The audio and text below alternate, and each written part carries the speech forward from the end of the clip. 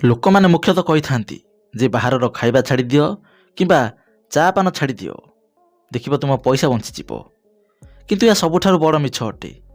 କାହିଁକିନା ଜୀବନରେ କଞ୍ଜୁସ ହୋଇ ଆଜି ପର୍ଯ୍ୟନ୍ତ କେହି ହେଲେ ବଡ଼ ଲୋକ ହୋଇନାହାନ୍ତି।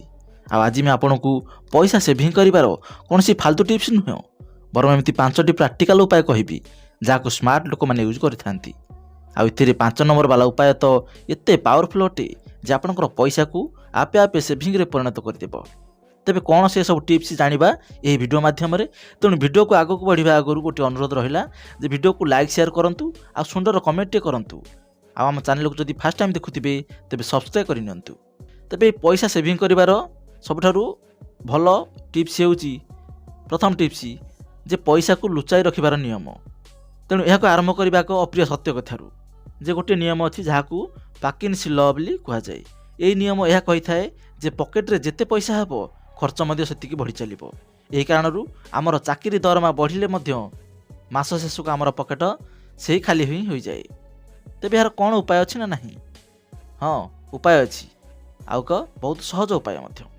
ଆପଣ ଗୋଟେ କାମ କରିପାରିବେ ଯେ ଆପଣଙ୍କ ପଇସାକୁ ଗାୟବ କରିଦେବେ।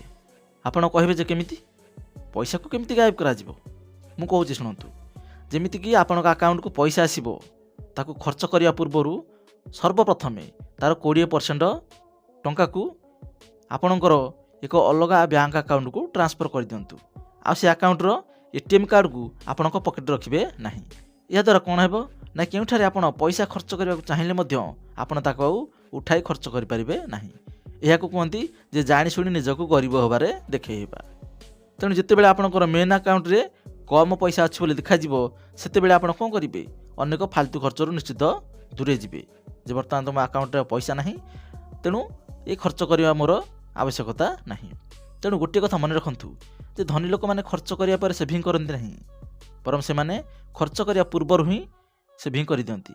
ଅର୍ଥାତ୍ ଆପଣଙ୍କ ପଇସା ଆସିବା ଆଗରୁ ହିଁ ଆଗ ହେଉଛି ଆପଣ ସେଭିଂ କରିବେ, ତାପରେ ଖର୍ଚ୍ଚ କରିବେ। ଆଉ ଯଦି ଆପଣ ଆଗ ଖର୍ଚ୍ଚ କରିବେ, କହିବେ ଆଗ ଖର୍ଚ୍ଚ କରିଦେଉଛି, ପରେ ଯାହା ବଳିବ ମୁଁ ତାକୁ ସେଭିଂ କରିବି, ସେମିତି ଆପଣ କେବେ ଆଉ କରିପାରିବେ ନାହିଁ। ପ୍ରଥମେ ଆପଣଙ୍କୁ ଲାଗିବ ଯେ କମ୍ ପଇସାରେ ଘର କେମିତି ଚଳିବ। ସତ କଥା ଏଇଟା, କିନ୍ତୁ ବିଶ୍ୱାସ କରନ୍ତୁ ଯେ ଆମେ ମଣିଷମାନେ ଯେକୌଣସି ଅବସ୍ଥାରେ ମଧ୍ୟ ଆମେ ବଞ୍ଚିବା ଶିଖି ଯାଇଥାଉ। ଯେମିତିକି ଆପଣଙ୍କ ପାଖରେ ଆଗରୁ 10,000 ଟଙ୍କା ଥିଲା, ଆପଣ ଚଳି ଯାଉଥିଲେ। ଏବେ 20,000 ଟଙ୍କା ଅଛି, ସେଥିରେ ମଧ୍ୟ ଚଳୁଛନ୍ତି, ଆଉ ସେ ପଇସା ମଧ୍ୟ ସରିଯାଉଛି। ଯଦି ଆପଣ ପଇସାକୁ ଆସ୍ତେ ଆସ୍ତେ କମେଇକି ଖର୍ଚ୍ଚ କରିବେ, ଦେଖିବେ ଆପଣଙ୍କ ସେହି କମ୍ ପଇସାରେ ମଧ୍ୟ ଖର୍ଚ୍ଚ ଆପଣଙ୍କର ହୋଇଯିବ। କିନ୍ତୁ କେବଳ ପଇସା ଅଲଗା ରଖିଦେଲେ କିଛି ହେବ ନାହିଁ ଯଦି ଆପଣ ପ୍ରକୃତ କଥାର ମହତ୍ତ୍ୱକୁ ବୁଝିବେ ନାହିଁ। ସେଥିପାଇଁ ଆମେମାନେ ଯିବା ଟିପ୍ସ ନମ୍ବର 2କୁ, ଯେ ଆପଣଙ୍କ ସପିଂର ଅଭ୍ୟାସକୁ ବଦଳାଇବାକୁ ପଡ଼ିବ। ତାହା ହେଉଛି ମୂଲ୍ୟ ନୁହେଁ, ଆପଣଙ୍କର ପରିଶ୍ରମକୁ ଦେଖିବା। ତେଣୁ ଆପଣଙ୍କୁ ଦେଖିବାକୁ ପଡ଼ିବ ଯେ ଆପଣଙ୍କ ପାଇଁ ଟାଇମ୍ ମହତ୍ତ୍ୱପୂର୍ଣ୍ଣ ନା ଟଙ୍କା ମହତ୍ତ୍ୱପୂର୍ଣ୍ଣ ଅଟେ। ତେଣୁ ଏହାପରେ ଯେତେବେଳେ ଆପଣ 1,000 ଟଙ୍କାର ସାର୍ଟ କିମ୍ବା ଗୋଟେ 20,000 ଟଙ୍କାର ଫୋନ୍ କିଣିବାକୁ ଯିବେ, ତେବେ ତା'ର ପ୍ରାଇସ୍ଟି ଆଗକୁ ଆଉ ଦେଖନ୍ତୁ ନାହିଁ, ବରଂ ଏହା ଦେଖନ୍ତୁ ଯେ ସେ ଜିନିଷ ବଦଳରେ ଆପଣ ଆପଣଙ୍କର ଜୀବନକୁ କେତେ ସମୟ ଦେଉଛନ୍ତି। ତେଣୁ ଏହାକୁ ମଧ୍ୟ ଏମିତି ବୁଝିପାରିବେ, ଧରନ୍ତୁ ଆପଣ ମାସକୁ 15,000 ଟଙ୍କା ଦରମା ପାଉଛନ୍ତି, ତେବେ ଆପଣ 1 ଘଣ୍ଟାରେ ପାଖାପାଖି 60ରୁ 70 ଟଙ୍କା ରୋଜଗାର କରୁଛନ୍ତି। ଆଉ ଯଦି ଆପଣ 1,000 ଟଙ୍କିଆ ସାର୍ଟ କିଣିବାକୁ ଚାହୁଁଛନ୍ତି, ତେବେ ଥରେ ନିଜକୁ ପଚାରନ୍ତୁ ଯେ କ'ଣ ଏହି ସାର୍ଟ ମୋ ଜୀବନର 10 ଘଣ୍ଟାର ପରିଶ୍ରମ ସହିତ ସମାନ ହେବ କି? କ'ଣ ଏହି ସାର୍ଟ ପାଇଁ ମୁଁ 10 ଘଣ୍ଟା କାମ କରିବାକୁ ପ୍ରସ୍ତୁତ ଅଛି କି? ଯେତେବେଳେ ଆପଣ ଆପଣଙ୍କର ପଇସାକୁ ନୋଟ୍ରେ ନୁହେଁ, ବରଂ ଆପଣଙ୍କ ପରିଶ୍ରମ କରୁଥିବା ସମୟକୁ ଦେଖିବା ଆରମ୍ଭ କରିବେ, ସେତେବେଳେ କ'ଣ ହେବ ନା 90% ଜିନିଷ ଆପଣଙ୍କୁ ବେକାର ଲାଗିବ। ଏହି ଉପାୟ ଆପଣଙ୍କୁ କଞ୍ଜୁସ ନୁହେଁ, ବରଂ ଜଣେ ବୁଝିବା ସୁଝିବା ଲୋକରେ ପରିଣତ କରିଦେବ। ତେବେ ଏ ତ ଗଲା ବଡ଼ ଜିନିଷର କଥା, କିନ୍ତୁ ସେ ଛୋଟ ଛୋଟ ନିଷ୍ପତ୍ତି ବିଷୟରେ କ'ଣ କରିବା ଯାହା ଆମର ପ୍ରତ୍ୟେକ ଦିନ ପକେଟକୁ ଖାଲି କରିଦେଉଛି? ଯେମିତି କୌଣସି ସେଲ୍ ଅଫର୍ ଦେଖି କିଛି ବି କିଣିଦେବା। ତେଣୁ ଏସବୁ ଜିନିଷ ଅଟେ। ତେଣୁ ଏ ପରବର୍ତ୍ତୀ ଟିପ୍ସ ଆପଣଙ୍କୁ ସେହି ଜାଲରୁ ବଞ୍ଚିବା ଶିଖାଇବ। ଯେ କ'ଣ ଟିପ୍ସ ନମ୍ବର 3, ସେ ହେଉଛି ଅଜଣା ଜିନିଷକୁ ଟେଷ୍ଟ କରିବା। ଆପଣ କହିବେ କ'ଣ କିଛି ବୁଝି ହେଉନି?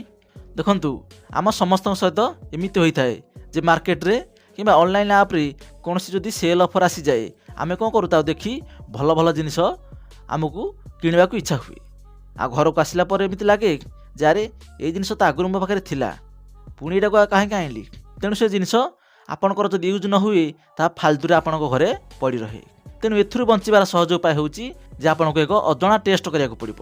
ଏହି ଅଜଣା ଟେଷ୍ଟ କ'ଣ ନା, ଯେତେବେଳେ କିଛି ଜିନିଷ କିଣିବାକୁ ଇଚ୍ଛା ହେବ, ସେତେବେଳେ ଆପଣ ଭାବନ୍ତୁ ଯେ ଆପଣଙ୍କ ଗୋଟିଏ ହାତରେ ସେହି ଜିନିଷ ଅଛି ଯାହା ଆପଣ କିଣିବାକୁ ଚାହୁଁଛନ୍ତି। ଧର ଆପଣଙ୍କ ଗୋଟେ ସାର୍ଟ କିଣିବାକୁ ଚାହୁଁଛନ୍ତି, ତାକୁ ଗୋଟିଏ ହାତରେ ଧରନ୍ତୁ ଏବଂ ଅନ୍ୟ ହାତରେ ସେହି ଜିନିଷର ବରାବର ମୂଲ୍ୟକୁ ଧରନ୍ତୁ। ଧରନ୍ତୁ ଆପଣଙ୍କ ବାଁ ହାତରେ ରହିଲା ସେ ସାର୍ଟ, ଯେଉଁ ସାର୍ଟ ଆପଣ କିଣିବାକୁ ଚାହୁଁଛନ୍ତି, ଏବଂ ଡାହାଣ ହାତରେ ସେ ସାର୍ଟର ମୂଲ୍ୟ ଧରନ୍ତୁ, ସାର୍ଟର ମୂଲ୍ୟ 1000 ଟଙ୍କା ଏବଂ 1000 ଟଙ୍କାକୁ ଡାହାଣ ହାତରେ ଧରନ୍ତୁ। ଆଉ ଜଣେ ଅଜଣା ଲୋକ ଆପଣଙ୍କ ସାମ୍ନାରେ ଠିଆ ହୋଇଛି, ଆଉ ସେ କହୁଛି ଯେ ଜିନିଷ ନେଇଯାଅ ନହେଲେ ପଇସା ନେଇଯାଅ। ଗୋଟିଏ ହାତରେ ସାର୍ଟକୁ ଧରିଛି, ଗୋଟିଏ ହାତରେ ପଇସାକୁ ଧରିଛି ଏବଂ ସେ ଆପଣଙ୍କୁ କହୁଛି ଯେ ଯଦି ଆପଣ ସାର୍ଟ ନେଇପାରିବେ ନହେଲେ ଏ ହାତରୁ ପଇସା ମଧ୍ୟ ନେଇପାରିବେ। ସେତେବେଳେ ଆପଣ କ'ଣ କିଣିବେ? ଆପଣ ତା ହାତରୁ ପଇସା ଆଣିବେ ନା ସାର୍ଟ ଆଣିବେ?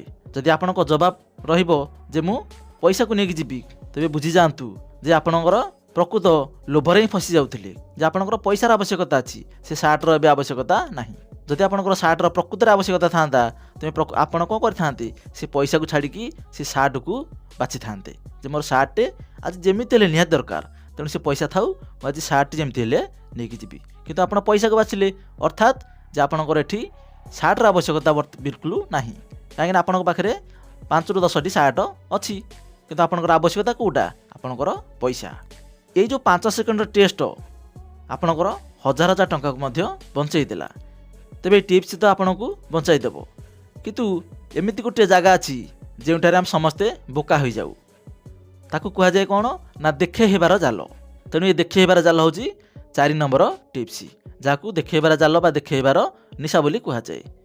କ'ଣ ଆପଣ କେବେ ଲକ୍ଷ୍ୟ କରିଛନ୍ତି କି ଯେତେବେଳେ ଆପଣ ଗୋଟିଏ ନୂଆ ଧରନ୍ତୁ ଗୋଟେ ସୋଫା ସେଟ୍ ନେଲେ, ଦେଖିବେ ଯେଉଁ ସ୍ଥାନରେ ପକାଇବେ ସେଇ ପାଖର ଝରକାରେ ଯଦି କୌଣସି ୱିଣ୍ଡୋ ସ୍କ୍ରିନ୍ ବା ଝରକା ପର୍ଦ୍ଦା ଗୋଟେ ଲାଗିଥାଏ, ଦେଖିବେ ଯେ ଆପଣଙ୍କୁ ସେ ପର୍ଦ୍ଦାଟି ଆପଣଙ୍କୁ ଭଲ ଲାଗିବନି, ପୁରୁଣା ଲାଗିବ।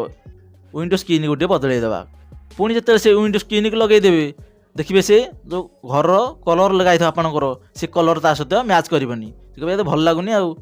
ତେଣୁ ଏହାକୁ କୁହାଯାଏ ଚେନ୍ ରିଆକ୍ସନ୍। ଏହାର ଅର୍ଥ ହେଉଛି କ'ଣ ନା ଆପଣ ଗୋଟିଏ ଜିନିଷ କିଣିବାକୁ ଯାଇ ତା ବଦଳରେ ଆହୁରି ଆପଣଙ୍କୁ 10ଟି ଜିନିଷ ମଧ୍ୟ କିଣିବାକୁ ପଡ଼ିପାରେ। ତେଣୁ ଆମକୁ କ'ଣ ଲାଗେ ଯେ ମୋ ପାଖରେ ତ ଦାମୀ ଫୋନ୍ ଅଛି, ତ ଦାମୀ ଘଣ୍ଟା ବି ରହିବା ଉଚିତ। ତେଣୁ ଧନୀ ହେବାର ଅର୍ଥ ନୂଆ ନୂଆ ଜିନିଷ କିଣିବା ନୁହେଁ, ବରଂ ପୁରୁଣା ଜିନିଷକୁ ଲମ୍ବା ସମୟ ଧରି ୟୁଜ୍ କରିବା। ତେଣୁ ଏହାର ଗୋଟିଏ ଉପାୟ ହେଉଛି ଯେ କ'ଣ କରିବା ନା ଅପଗ୍ରେଡକୁ ଏଡ଼ାଇବା। ଅପଗ୍ରେଡ ଅର୍ଥ କ'ଣ? ଯାହା ଯଦି ମୋବାଇଲଟେ ଅଛି, ଆମେ ମୋବାଇଲରେ ଯଦି କଥା ହେଇପାରୁଛେ, କୌଣସି ୟୁଟ୍ୟୁବ୍ ଭିଡ଼ିଓ କୌଣସି କିଛି ଦେଖିପାରୁଛେ, ଯଦି ଚାଲିଛି ତେବେ ତାକୁ ଚାଲିବାକୁ ଦିଅନ୍ତୁ। ଆଉ କେବଳ ମାର୍କେଟକୁ ନୂଆ ଫୋନ୍ ଆସିଗଲା ଯେଉଁଥିରେ କି ଭଲ କ୍ୟାମେରା ଅଛି, ଭଲ ସିଷ୍ଟମ୍ ଅଛି ବୋଲି ଆମେ ପୁରୁଣା ଫୋନ୍କୁ ପକାଇ ଗୋଟେ ନୂଆ ଫୋନ୍ ଅଧିକ ପଇସା ଦେଇ କିଣିବା, ଏହା ହେଉଛି ଆପଣଙ୍କର କ'ଣ ଫାଲତୁ ଖର୍ଚ୍ଚ। ତେଣୁ ଯେ ପର୍ଯ୍ୟନ୍ତ ଆପଣଙ୍କର ଯଦି ପୁରୁଣା ଫୋନ୍ଟି ଖରାପ ନ ହୋଇଛି, ସେ ପର୍ଯ୍ୟନ୍ତ ଆପଣ ନୂଆ ନିଅନ୍ତୁ ନାହିଁ। ତେଣୁ ଫୋନ୍ର ବ୍ୟବହାର କ'ଣ? କେବଳ କାମରେ ଲଗାଇବା ଅଟେ। ତେଣୁ ତାକୁ ନିଜ ଲାଇଫ୍ ଷ୍ଟାଟସ୍ ବନାଅ ନାହିଁ। ଯଦି ଆପଣ କେବଳ ଦେଖାଇବା ପାଇଁ ଆଣିବେ ଯେ ଯଦି ମୁଁ ଗୋଟେ ଆଇଫୋନ୍ ନ ଧରିବି, ତେବେ ଲୋକମାନେ ମୋତେ କ'ଣ ଭାବିବେ, ସାଙ୍ଗମାନେ ମୋତେ କ'ଣ କହିବେ, ଆରେ ଦେଖ ସେ ପୁରୁଣା ଫୋନ୍ଟେ ଧରିକି ବୁଲୁଛି।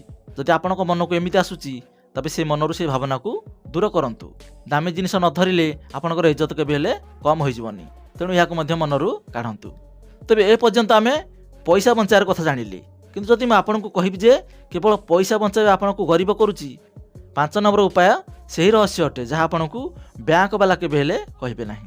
ନା ଟିପ୍ସ ନମ୍ବର 5, ଏହା ଗୋଟିଏ କ'ଣ ସେହି ଅପ୍ରିୟ ସତ ଅଟେ, ଯାହାକୁ ଆମକୁ ପ୍ରାୟତଃ ମିଡିଲ୍ କ୍ଲାସ୍ ଫ୍ୟାମିଲିକୁ କେହି ହେଲେ ଶିଖାନ୍ତି ନାହିଁ।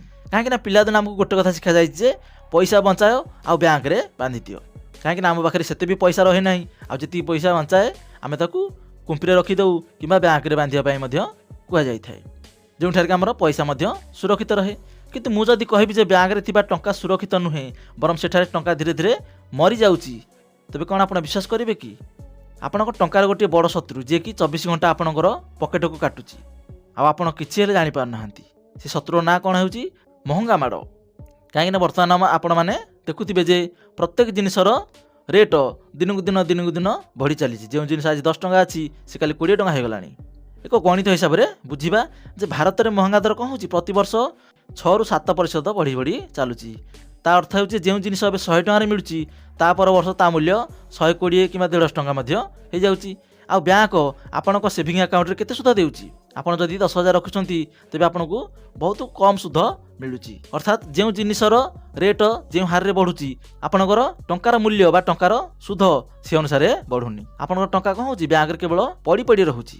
ତେଣୁ ବ୍ୟାଙ୍କ ଆପଣଙ୍କୁ ଦେଇଦିଏ ଅତି ବେଶୀରେ 3% ସୁଧ ଦେଇପାରେ। ତେଣୁ ଆପଣ ଏବେ ଟିକେ ଭାବନ୍ତୁ ଯେ ବଜାରର ମହଙ୍ଗା ଦର ଆପଣଙ୍କ ଟଙ୍କାକୁ କ'ଣ କରୁଛି? ବହୁତ ସ୍ପିଡ଼ରେ ଖାଇଯାଉଛି। ଧରନ୍ତୁ 8-10 ସ୍ପିଡ଼ରେ ଖାଇଯାଉଛି, ଆଉ ଆପଣଙ୍କର ବ୍ୟାଙ୍କ ତାକୁ କେବଳ 3 ସ୍ପିଡ଼ରେ ବଢ଼ଉଛି, ମାନେ ବହୁତ ସ୍ଲୋ। जोकि महंगा सहित आपणकर टंकार इंटरेस्ट रेट लेबुल करिपारु नाही। अर्थात आपण कौन प्रति वर्ष धनी होना बरम आपण किणवार क्षमता को आहरी आहरी कमे देउछंती। कहीं जिनस रेट हिसाब से जदि आपणकर पैसा आहरी बढ़ी बढ़ी चलो तेबे कौन सेतेबेले जाके आपण से जिनस को किनि पारिबे। धरंतु सुनार मूल्य एबे बढ़ी बढ़ी चली सेतेबेले जेतेबेले कम थिला से हिसाब से आपन जति पैसा थिला से हिसाब से जदि आपन बाहर अधिक पैसा वर्तमान रहिबो तेबे जे आपन से सुना को किंबा रूप को किनि पारिबे। तेणु बैंक रे थिबा टंका कौन से बरफ भली होइथाए जाकि रखी रखी मन को मन तली जाए। तेबे एटा प्रश्न उठे जे धनी लोक माने कौन करंती ताक पाखरे मध्ये पैसा थिबो तेबे सेमाने केमिति धनी होंती। धनी माने कौन करंती ना से पैसा को सोइबा को दियंती नाही ताकू काम रे लगाई थांती। से ताकर प्रत्येक टंका को जड़े सिपाही भली व्यवहार करती। सिपाही कौन ना सिपाही जदि बैंक रे शोइब ताले युद्ध किए जितिबो। सेथिपाई प्रकृत सेविंग ताहा अटे जेतेबेले आपण टंका को इन्वेस्ट करिवे ताकू एमिति स्थान को पठांतु जेउठारे से महंगा ठारू मध्य अधिक स्पीड रे दौड़ी पारिबो। जेमिति कि इंडेक्स फंड गोल्ड किंबा भल कंपनी जेउठारे हिस्ट्रिकाली आपण को बैंक एफडी ठारू अधिक रिटर्न मध्य देई पारिबो। केवल चा पान खर्च बंचाई आपण केबे हेले कोटिपति होई पारिबे नाही। धनी सी होइथाए जे निजे आराम करी ताकू पैसा को ऑर्डर देई थाए जे तू जा काम करे आ मते अधिक रो अधिक पैसा आनिकी दिए। अर्थात धनी लोक मानक पई ताको पैसा ही रोजगार करिथाए जहा द्वारा धनी लोक माने धनीरु आहरी धनी होइथांती। तेणु आज ही आपणकर गुड लक को बाहर को आनंतु आ आपणक टंका को जेल रु स्वाधीन करी ताकू काम रे लगांतु केवल ताकू सोइबा को रहिबा को दियंतु नाही। आ शेष रे एति कहबी जे पैसा सेविंग करबा कोनसी गणितर भिड़ क्वेश्चन नुहे सब खेल आपणकर बुद्धि आ अभ्यासर अटे। आज भिडियो माध्यम में जहाँ जहाँ सब पॉइंट कहली जहाँ जहाँ टिप्स कहली सेगुड़ा को काम रे लगांतु यहाँ एक अभ्यास रे परिणत करंतु। जे जो टिप्स आज मु कहली 5टी टिप्स से जदि आपण गोटे कि दुईटी भी काम रे लगाई पारिबे तेबे आसंता 30 दिन मध्य निश्चय आपण भितर फरक आसीबो। तेबे एठार मु गोटे अनुरोध करी जे आज जो 5टी टिप्स कहली से 5टी टिप्स मध्यरु आपण को को टिप्स सबठारु भल लागिला आउ काहेकि भल लागिला मध्य जणाइबे निश्चित। पुणी देखाबा गोटे नुआ भिडियो रे। रहूची नमस्कार।